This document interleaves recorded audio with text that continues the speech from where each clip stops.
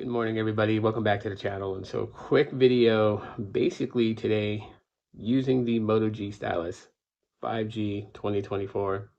Again, it's a lengthy name for a phone, but this is still a pretty solid phone and it can take a beating. Well, you can see from the case, it can take a beating, but there's a lot to this phone that, I kind of want to just kind of dive back into, right?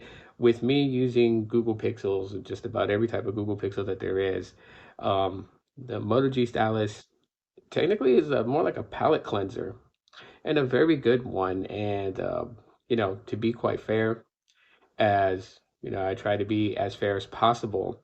I will even go as far as to say that if I was to rank the mid-range devices that I have currently at this time, the Moto G Stylus hits above all, including the Pixel 8a, which is a very bold statement.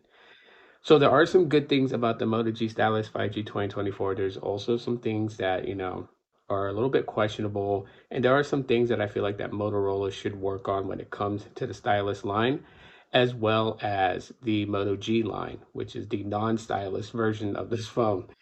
There's just things that I feel like that they need to work on to just kind of like make the experience a little bit more better. However, there is a reason why that I would say that even this surpasses the Pixel 8a. Me being a Pixel fan, saying that. Um, Besides the stylus, which most people tend to kind of like go towards in their reviews, but for me, it's really about the software experience, and it's really about the camera quality. It's really about the audio. Those things I'm very impressed about with the Moto G Stylus, and I have been since first getting this phone and using it. I was already impressed. And even till today, in December of 2024, it's still an impressive phone. It still has a lot going for it. It still, brings the pain, if I was to say that. With a phone that has a large display such as this device, makes consuming media, like it makes it awesome because you got a big enough screen to game on this thing. Games that I play, like Ninjas Must Die or Pokemon Go, it's a breeze playing on it.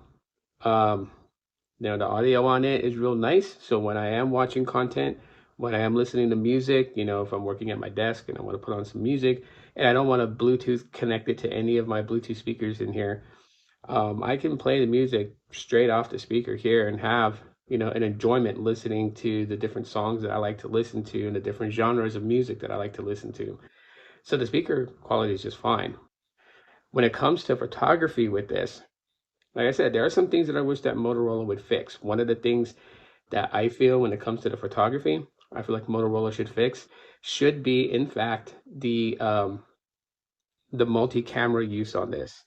Being able to dual capture photos and dual capture videos, it's awesome. Dual capture photos, not, nothing really terrible with that. And then, if you take your time and you line your shots, you take your photo, you'll have a nice photo in a dual capture scenery with a full frame with an inner frame of, the selfie. So kind of, it's not like what, Google Pixel 9 is doing with, the whole, you could take a picture of somebody and then hold that shot and put yourself in the frame while they take a picture of you and stitch the photo together. It doesn't do nothing like that, but at least you can still be in the photo in some form or fashion.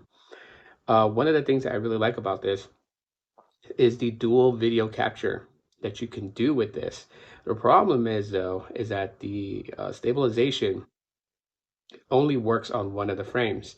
So it's either the main frame that it will basically stabilize the shot. So if you are walking and vlogging using this device to record, then the inner frame won't be stabilized at all. But if vice versa switches up and it stabilizes the inner frame, the outer frame will be all shaky, jittery, wobbly, and it just, I kind of wish that they would focus on that. They got something really good going for it, being, a mid-range device and being that it's got decent cameras. I feel like that, there is a way for them to kind of get both the inner and outer frame stabilized in a dual video capture mode. But you got all kinds of other modes too as well. And I love the fact that with the cameras, it defaults, on a lower setting of megapixels for the photo. And that if you really want to like push the 50 megapixels, then you can switch it into the 50 megapixel mode and then be able to take the photo So that's actually kind of nice. I don't think it's too far down in scale. I believe it's like 32 megapixels, the default, and then you would have to turn on the 50 megapixel mode in order to, literally utilize that. But above all, really, the photos out of this is like pretty awesome. I've taken it and multiple times used it for photography and everything, and I thought the photos came out very, very well. And this goes to show, like, yes, Google Pixels are very good at taking photos. And for somebody who likes my little own style of photography, I guess you can say, that really gravitates towards Google Pixel phones, achieving the shots that I want to. The Moto G Stylus 5G 2024 is not far off from producing the same types of photos. And even with just a little bit of time, effort, and a little bit of tweaking, I can achieve similar shots that my Pixel 8a can take. And you would know it's the Motorola because I like to have that watermark turned on so people know that it's shot by a Motorola device. So no, I'm not saying that like Google Pixel phones are not good. I really enjoy using them. I'm just saying that the bar and the standard that Motorola is doing nowadays with the Moto G Stylus 5G 2024 and even the Moto Edge and the Moto Gs, Motorola is really kind of pushing up there. And I'm happy that they are. I really, really want them to kind of push forward. The only other thing that I really wish that Motorola would do is support these devices with software updates much more than what they're doing right now. I think that's something that can literally save Motorola, is that, to not just focus on let's build a new phone and put the new software in it so we can sell the new software, but really invest in your current device, especially this device. This device should be the launching point of Motorola to actively support it with software updates for several years. Because to me, the G Stylus 2024 was a turning point, in my opinion, where Motorola is looking like they're taking their phones seriously. But that's really what I have to say about the Moto G Stylus 5G 2024. What are your thoughts, comments, concerns, emotional outbursts? Y'all know what to do. Drop your thoughts in the video comments. I'll check it out. And thanks for checking out this quick little video. And stay tuned because I will be shooting a day in the life with the Moto G Stylus 5G 2024.